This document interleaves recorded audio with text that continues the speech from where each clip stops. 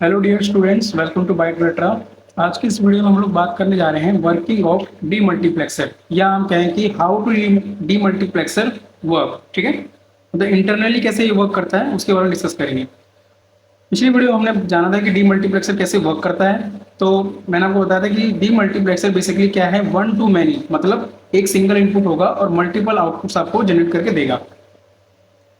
I hope आपको block diagram याद हो।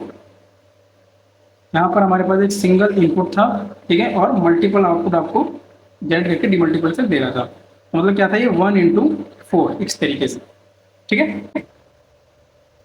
तो उसी तरीके से जो हमारा डीमल्टीप्लेक्सर जो इंटरनल वर्किंग है वो कैसे वर्क करता है वो डिस्कस करना है। देखिए, हमारे पास एक सिंगल इनपुट जा रहा है जो कि हमारे पास है आई।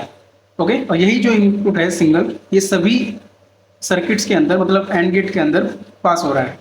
ठीक है, मतलब यहाँ पर भी हमारे पास आई है, यहाँ पर भी हमारे पास आई है, यहाँ पर भी और यहाँ पर। ठीक है, और आगे हमने क्या, उसमें 4 एंड गेट जुड़े हुए हैं जो कि एक सिंगल सिंगल आउटपुट को जनरेट कर रहा है। ओके, और हमने इसे और गेट के साथ नहीं जोड़ा हुआ है क्योंकि हमें पता है कि मल्टीप्लेक्सर में हमने क्या डिस्कस किया था कि हमारे पास मल्टीपल इनपुट्स होते थे और एक सिंगल आउटपुट जनरेट होता था। ठीक है, जिसे हम एज ए और गेट के साथ उसको जोड़ देते थे। बट यहाँ पे क्या है कि एक सिंगल इनपुट है और मल्टीपल आउटपुट्स हैं, तो इसलिए सिंगल सिंगल आउटपुट को जनरेट करेगा, इसलिए हमने उसे और गेट के साथ नहीं जोड़ा है। ठीक है, और उसके अलावा हमारे पास यहाँ पर सिलेक्शन लाइन्स हैं S0 S1। ठीक है, अब देखिए, मान लीजिए अगर हम S0 और S1 में 0 0 पास करें तो हमारा ये सर्किट एनेबल हो जाएगा, क्योंकि देखिए देखिए यही जीरो जो है हमारे जो सिलेक्शन लाइन के थ्रू जा रहे हैं ये सभी सर्किट्स के अंदर जाएंगे।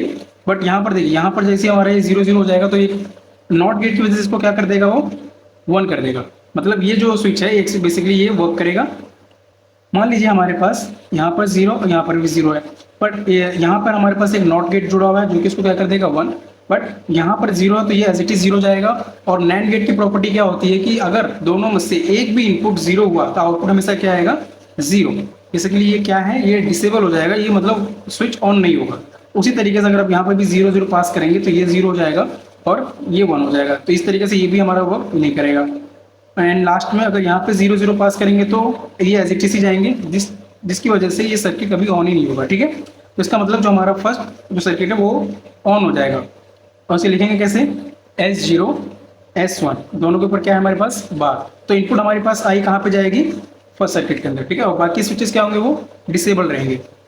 ओके, इसके अलावा मान लीजिए अगर हमने 0 और 1 भेजा, ठीक है, 0 और 1, तो हमारा जो ये स्विच है ये वाला, देखिए यहाँ पर हमारे पास 0 है और यहाँ पर हमारे पास 1 है, तो इसके थ्रू तो ये हमारा 1 बन जाएगा, राइट। और सेकंड जो हमारी इनपुट है वो भी क्या है हमारे पास 1, तो ये क्या हो जाएगा, स्विच इनेबल हो जाएगा, मतलब वर्क करने लगेगा।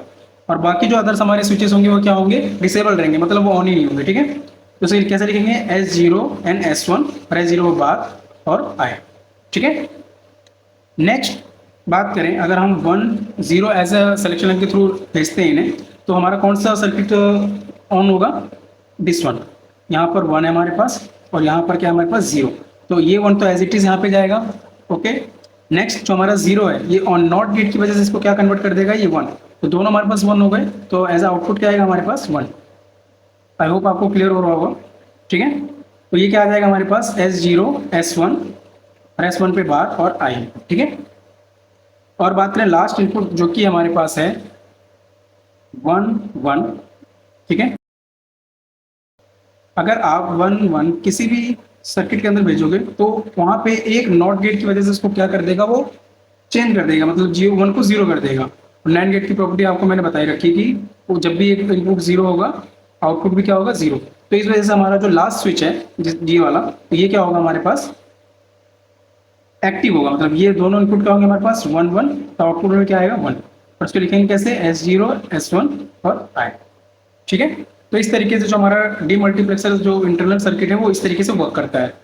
ओके, आई होप आपको सारे पॉइंट इसमें क्लियर हो गए होंगे। Thank you.